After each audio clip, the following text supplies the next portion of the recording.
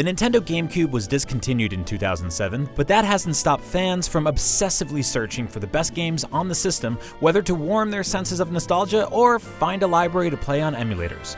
So here you have it, the best GameCube games of all time as voted by IGN staff.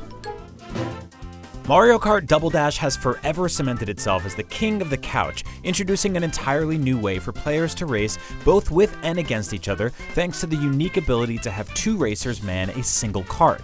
Beyond its new doubles mechanic, Double Dash was chock full of instantly memorable tracks to race again and again and again if you were racing on Baby Park. Rogue Squadron 2 was undoubtedly the graphical showcase for the Nintendo GameCube at launch, and remains one of the best looking games on the system. It takes everything we loved about the original N64 game and ups the intensity and fidelity. Replaying that first Death Star level is about the closest thing there is to actually being in a Star Wars movie. As great as the original Pikmin is, the franchise continued to improve with Pikmin 2. While it abandoned some of the engrossing stress that came with the original's time limit, opening things up really allows players to navigate Pikmin 2's mysterious world to their own whims. Adding in new Pikmin types with new abilities and Olimar's partner Louie allows for plenty more variety on the hunt of Pikmin 2's fantastic continuation of the series.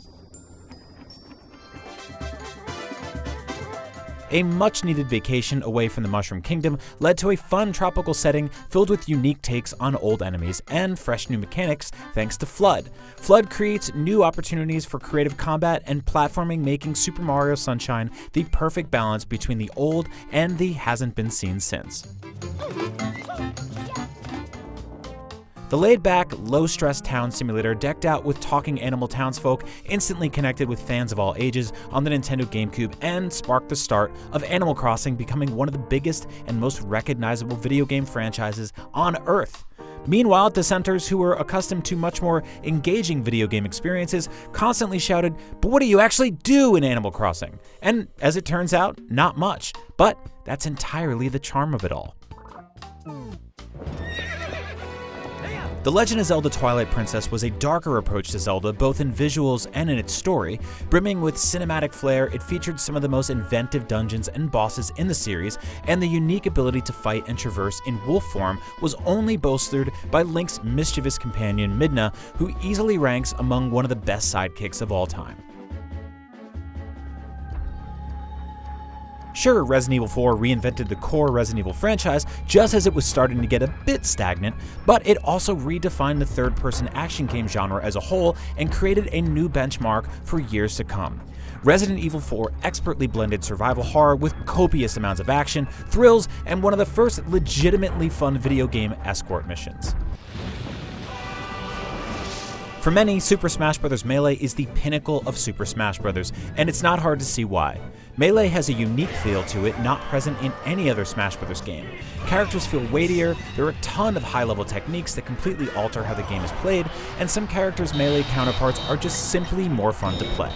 Regardless of how it's viewed among other Smash Bros. Games though, it's indisputable that Melee was one of the most important games ever released on the GameCube.